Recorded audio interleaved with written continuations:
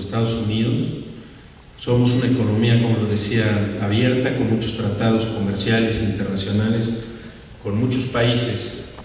Y creo que aquí el tema fundamental es tener la cancha pareja. O sea, que lo que se pediría para que un automóvil mexicano fuera a Estados Unidos, pues sea lo mismo que nosotros les pidiéramos para entrar y que no nos afecte nuestro mercado.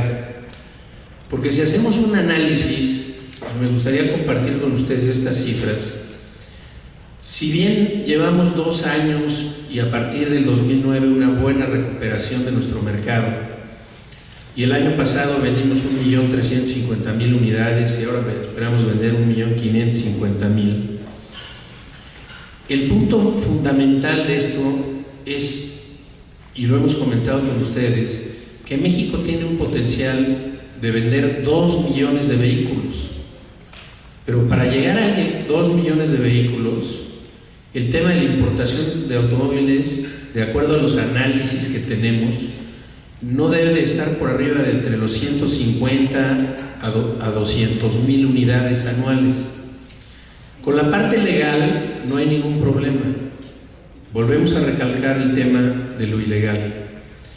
Y si en nuestros estimados, para llegar a esas 2 millones de unidades, tenemos en consideración que una parte importante es el financiamiento, porque hoy se están financiando el 67% de las unidades, pero podemos llegar al 80%. Y eso nos daría alrededor de 250.000 unidades adicionales a las que se están vendiendo. Pero la importación de vehículos, si esta se empieza a abrir de una manera indiscriminada y cedemos a las presiones y se nos van los números por arriba, si la importación se controla, podemos vender otros 200.000 adicionales. Y si a partir del 2017 y 2018 la economía mexicana crece por arriba del 3%, estimamos que por ahí del año 2018 a 2020 México esté en esa cifra de los 2 millones de automóviles. Y estar en la formalidad es muy importante porque aquí hay un efecto multiplicador fundamental. Y aquí los análisis también nos arrojan que el crecimiento que ha tenido la industria, y si llegara a su potencial, y el efecto en la creación de empleos, la generación de impuestos, en fin, todos los beneficios que tiene esta industria tan importante en nuestro país, pudiera verse afectada si se ceden a estas presiones.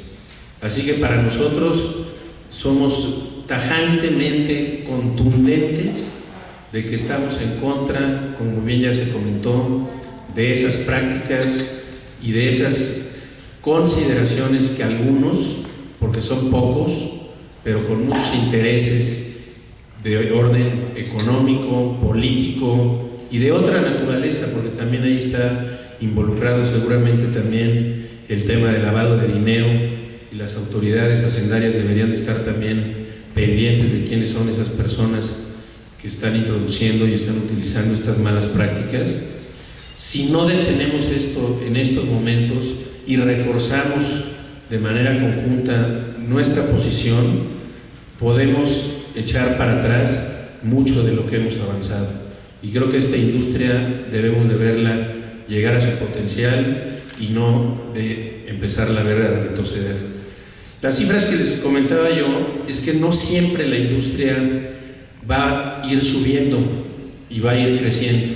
Y les voy a poner solamente 4 ejemplos que marcan esto y que además están claramente identificados en distintos ciclos, dependiendo del comportamiento de muchas variables y también sobre el tema del comportamiento de la economía mexicana. De 1981 a 1983, las ventas de automóviles se cayeron 52%.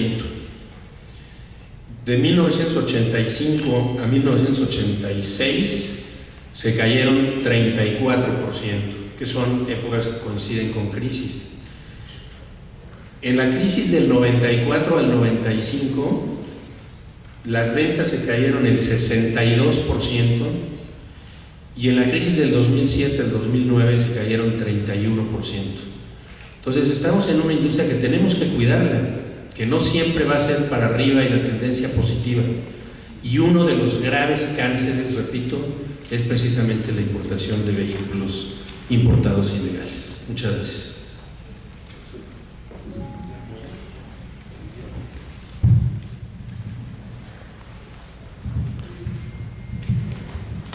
Bueno, muy buenos días y muchas gracias a todos por acompañarnos.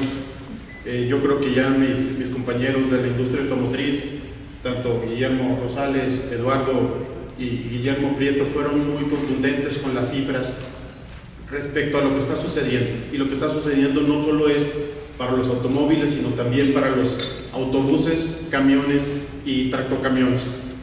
Y para no volver a repetir lo que sucede en frontera y la importación, nomás me gustaría recordarles el impacto que tiene la importación de los vehículos de desecho a México.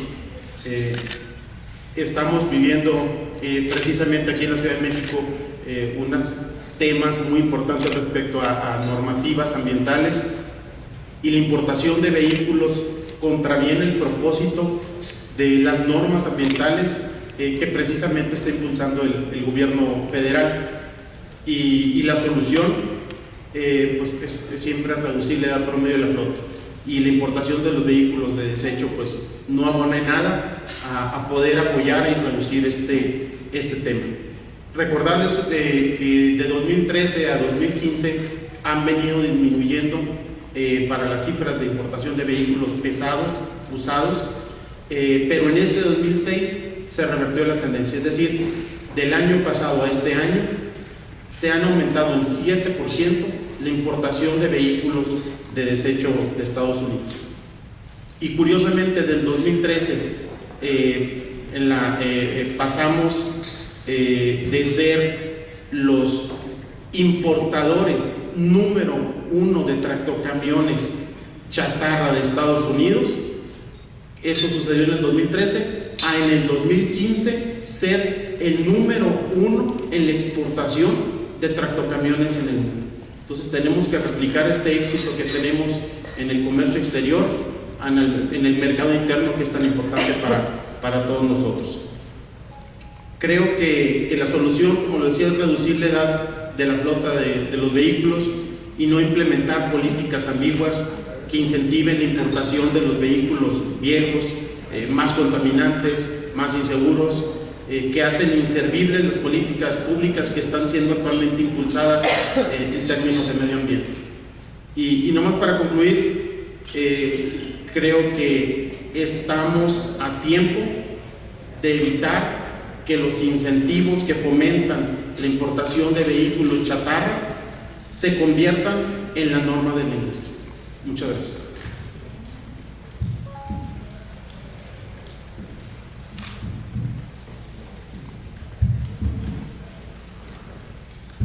Bien, buenos días a todos. Soy Óscar Albín, presidente de la Industria Nacional de Autopartes. Quiero agradecer la presencia y la paciencia de todos ustedes. Ya nada más para concluir con lo que se ha comentado, bien se decía anteriormente que el problema es la importación de autos usados chatarra en condiciones físico-mecánicos muy malas de Estados Unidos, que llegan a México en calidad de moribundos. Yo les llamo además de chocolates moribundos. Y son automóviles que llegan aquí a circular en las calles y carreteras mexicanas en muy malas condiciones, poniendo en peligro la vida de sus ocupantes y de muchos de los que vamos alrededor de ellos, y que a los 2-3 años terminan en un yunque abandonados sobre la carretera, y se genera una industria de autopartes fraudulenta, de autopartes usadas porque el automóvil de 9 años atrás, que dejó de circular porque la transmisión ya no funcionaba, pues se fue. La dirección todavía tiene 2 años más de vida, se la quitan y se la venden a otro que quedó sin circular por temas de la dirección o de la suspensión. Y entonces se genera un mercado de autopartes usadas que francamente llena de basura todo el comercio formal de autopartes que hay en México. Y esa es la posición que la Industria Nacional de Autopartes ve, y el daño que a la industria de autopartes del mercado del repuesto nos ve dañada. Además de las autopartes del mercado de equipo original, por los automóviles nuevos que pudieran fabricarse en este o en otro país, con autopartes nuevas, como ya dijo Guillermo Prieto, tendríamos 200,000 unidades más si todo esto estuviera correctamente regulado. Y son 200,000 automóviles con 200,000 autopartes mexicanas incorporadas en su manufactura. Entonces, con esto cerramos. No sé, Guillermo Rosales, si quieras conducir o hacer abierta las preguntas y respuestas para los que estamos aquí en el podio. Miguel Ángel Camarena y Pamela Mayen van a conducir la fase de preguntas, por favor. Gracias a nuestros ponentes. En efecto, vamos a iniciar con esta sesión. Exactamente, vamos levantando la mano para ubicarlos. Tenemos un micro nada más, entonces vamos a administrarlo. Continuamos. Recuerden, nombre y medio, por favor. Gracias, Sara Cantera, del periódico El Universal. Por lo que nos están comentando, entiendo que son empresas en Estados Unidos las que están violando el decreto. Yo les quiero preguntar si para ellas no hay sanciones en Estados Unidos o no hay alguna manera de ir contra ellas, porque son ellas las que están emitiendo las facturas y los documentos falsos.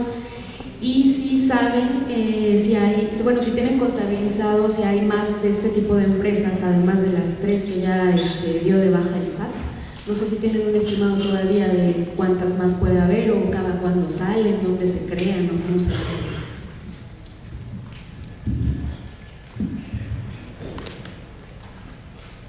Bueno, para contestar la primera pregunta, en el caso de la factura, en Estados Unidos es un documento que no existe, es un invoice.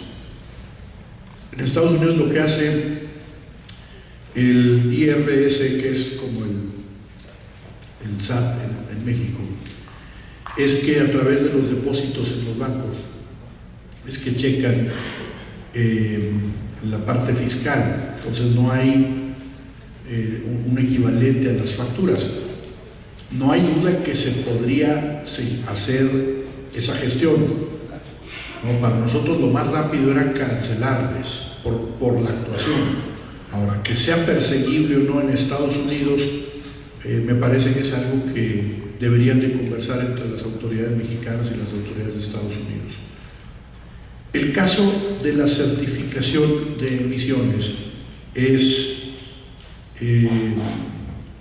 un tema que podría interesarle a la EPA en Estados Unidos, a la Agencia de Protección al Medio Ambiente de Estados Unidos, porque esos talleres pues se supone que son autorizados, y aquí no sé si es la EPA federal o son las agencias de protección al medio ambiente de los estados. En todo caso, me parece que es muy importante sí decir que la actuación de esos talleres de servicio que están autorizados, y me están indicando aquí que sí son estatales las autorizaciones, para emitir esos certificados, pues lo están haciendo de una manera no solo irregular, sino además hay corrupción abierta, porque se vende ese certificado.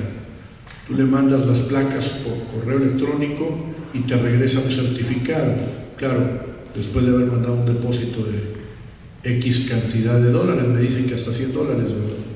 Eso no lo tengo yo, no lo tengo documentado, pero me parece que sí, que efectivamente habría que ver si las autoridades de Estados Unidos les interesaría conocer, ya sea autoridades estatales o federales, de estos casos.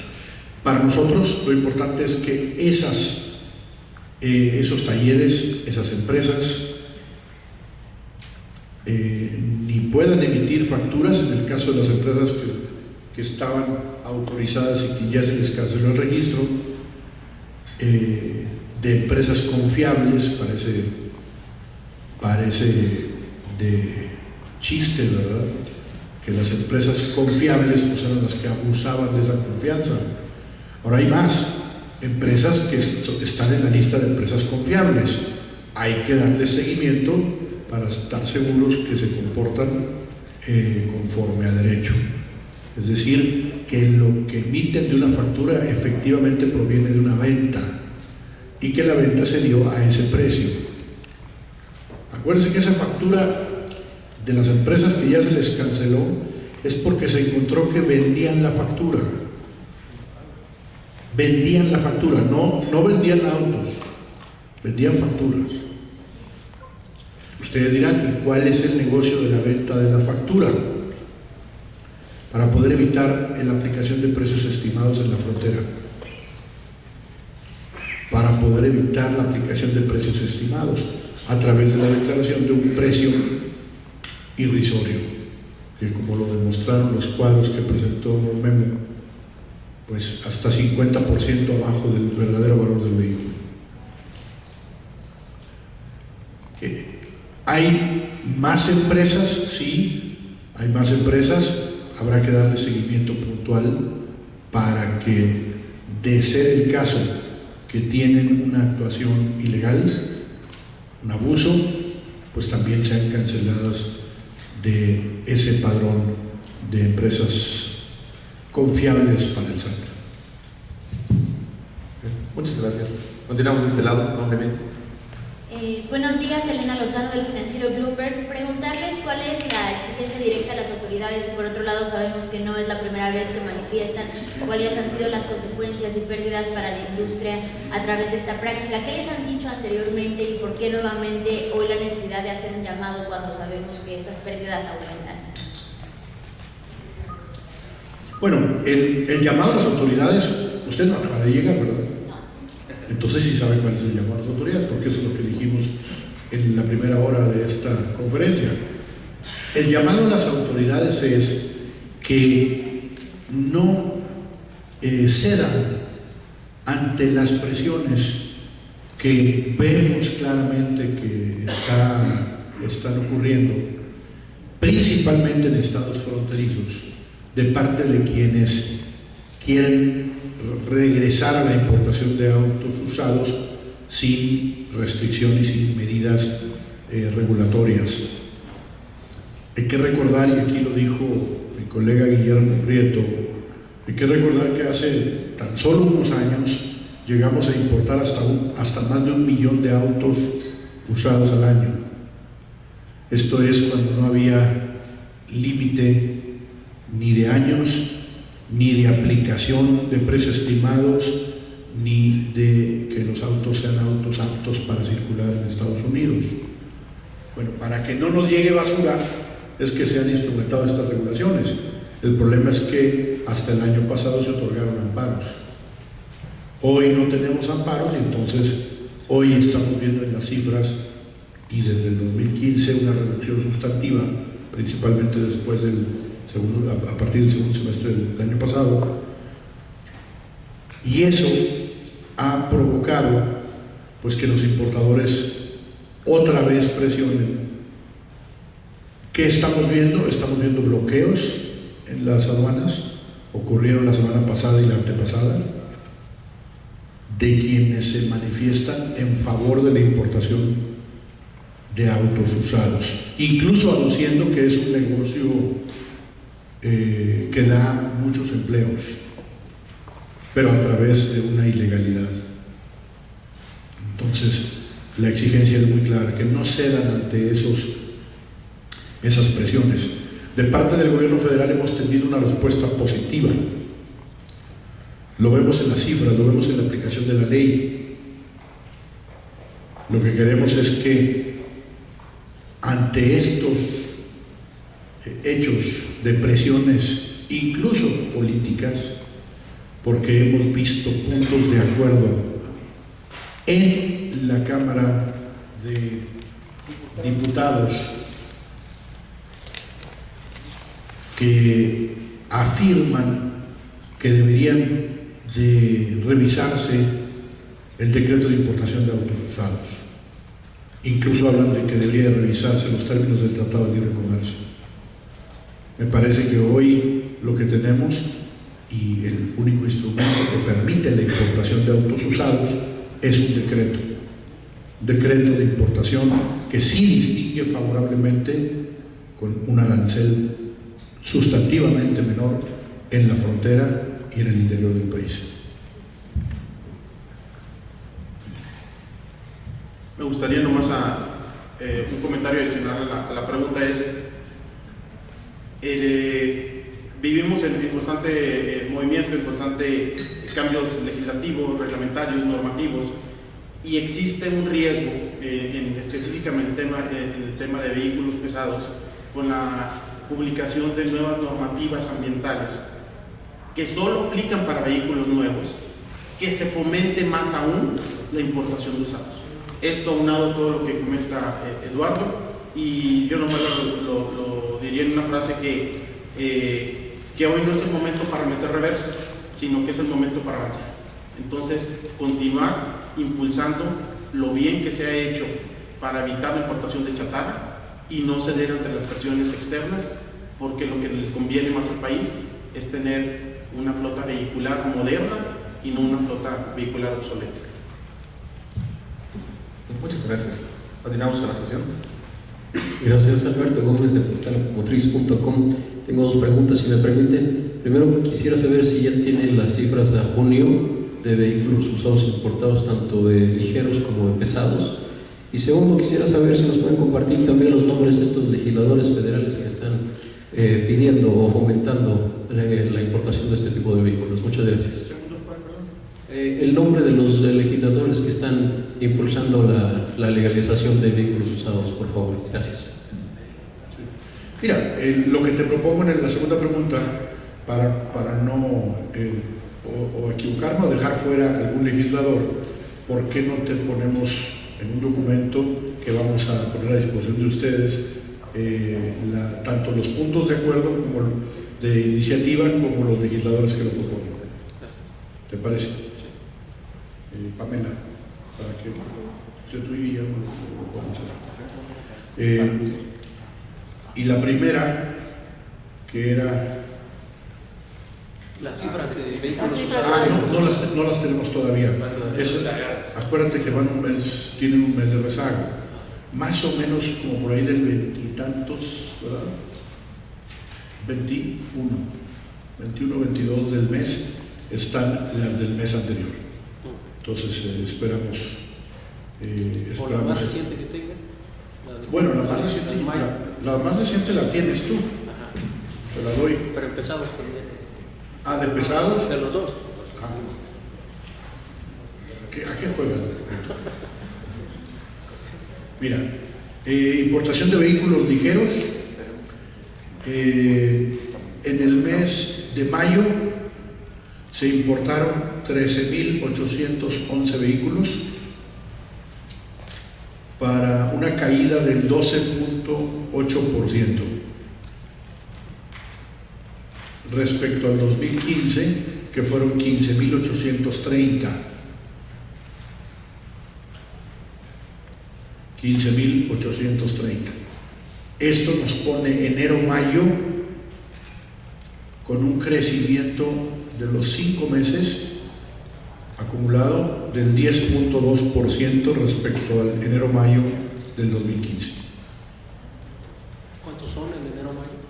75.398 enero-mayo 2015 contra 68.437 enero-mayo 2015. De vehículos pesados, nosotros tenemos 3.665 y esto representa 7% más respecto al año pasado, de los cuales 40% son pasaje y 60% son carga, son 3.665.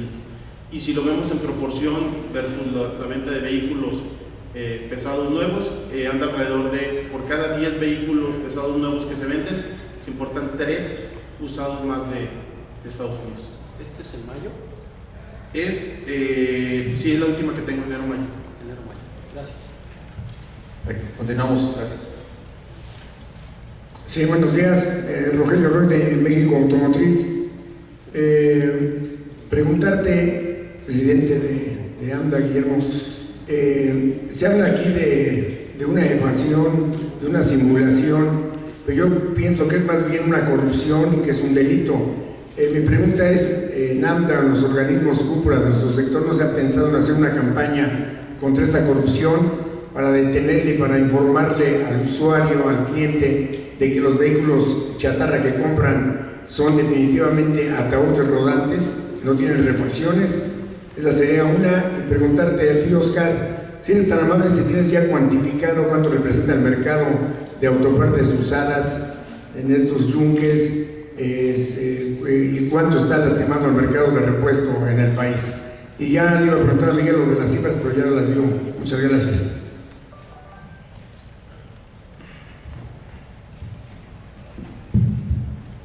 Gracias por la pregunta.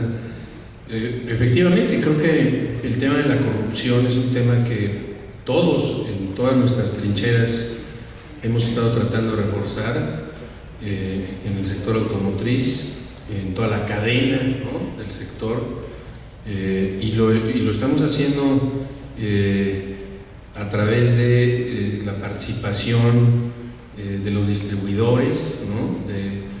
Pues creo que hay conciencia de todos, ¿no?, en el país, de que uno de los graves problemas que estamos enfrentando el día de hoy, pues es la corrupción y la impunidad, y ese es un tema que está en nuestra agenda de manera permanente, y por supuesto que es un delito, y también de ahí que hemos exigido que las autoridades apliquen la ley a quienes la están claramente infringiendo.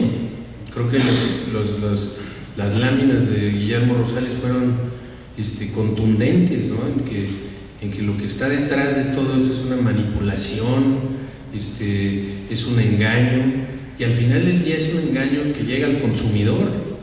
Y entonces en toda esta cadena que vemos intereses económicos, les decía yo, políticos, pues por supuesto que está la corrupción.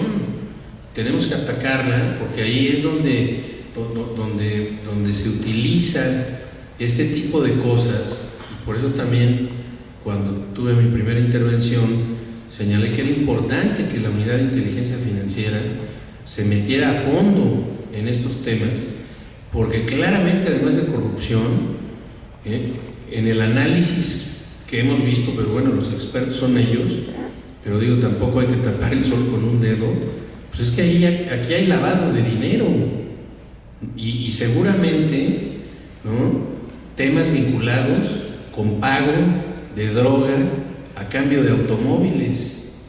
Entonces, el tema es muy serio.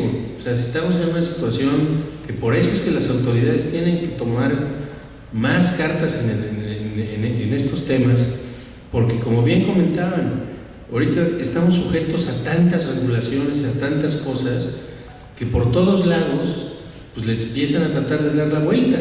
Entonces, ahí es donde tenemos que trabajar para atacar esos vicios y esos problemas que no nada más están en el sector automotriz. O sea, la impunidad y la corrupción, pues es algo que todos los mexicanos estamos condenando, ¿no?